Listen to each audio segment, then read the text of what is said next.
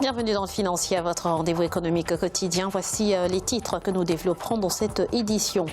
La téléphonie mobile soutient inéluctablement la croissance économique de l'Afrique de l'Ouest. Le secteur a généré 50 milliards de dollars en 2018, soit 8,7% du PIB de la région. 250 millions de dollars, c'est le montant de l'appui budgétaire accordé au Mali par la Banque mondiale au titre de l'année 2019. C'est 6 fois plus que la précédente enveloppe. Et puis nous ferons le point en fin d'édition sur l'évolution des marchés boursiers du continent.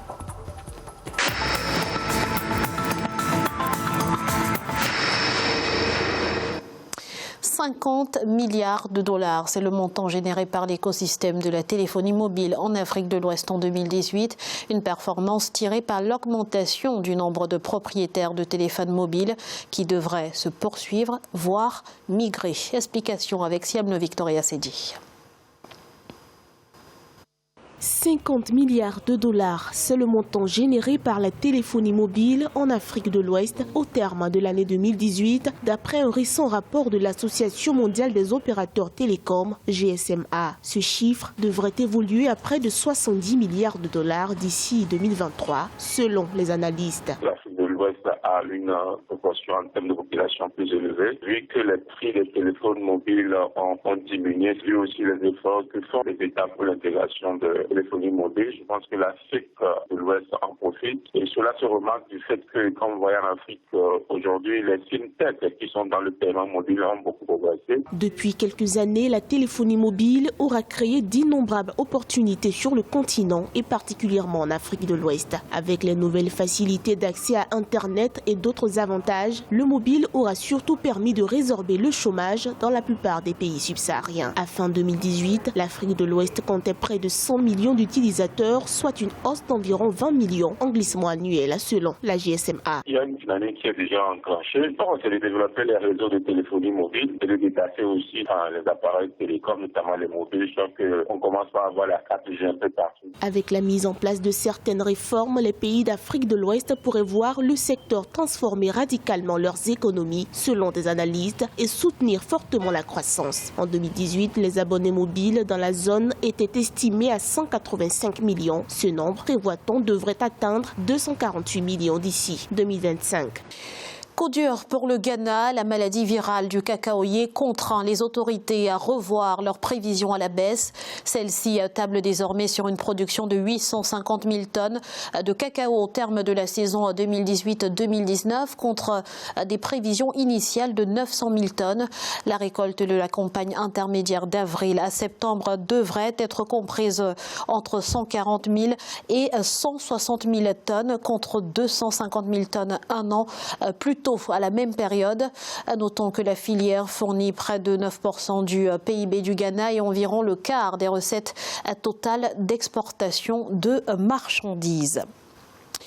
L'État malien va bénéficier de l'aide de la Banque mondiale dans la mise en œuvre des réformes sectorielles. L'institution prévoit une enveloppe de 146,75 milliards de francs CFA au titre de l'année 2019. Le secteur de l'énergie est en tête de la liste des priorités. Aïssatou Bari.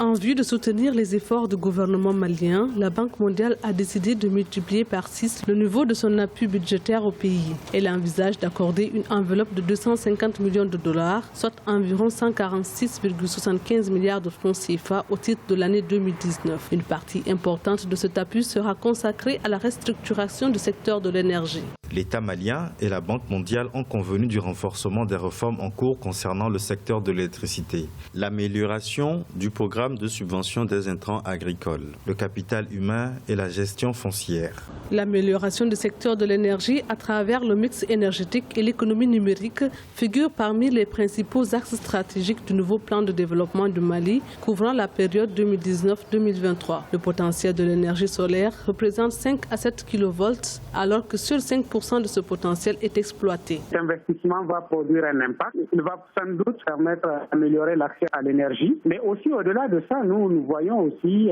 l'intérêt économique de ces types d'investissements. Il y a beaucoup d'activités de production agricole, beaucoup d'investissements faits par des investisseurs nationaux qui sont réalisés un peu partout au niveau régional. Au Mali, le secteur de l'énergie bénéficie particulièrement d'un appui de la Banque africaine de développement. Les projets énergétiques y représentent 18% de son portefeuille, soit 110 millions de dollars. Le pays a actuellement un taux d'accès à l'électricité de l'ordre de 35%, un déficit que l'État veut combler en multipliant les financements dans le secteur. Alerte rouge pour les banques camerounaises. La hausse des coûts de risque en 2018 et surtout la baisse des taux d'intérêt pourraient peser sur leurs résultats nets. Les taux effectifs globaux ont en effet baissé sur tous les segments de clientèle alors que le coût du risque a augmenté dans la zone CEMAC en raison d'une hausse des créances douteuses à hauteur de 21%.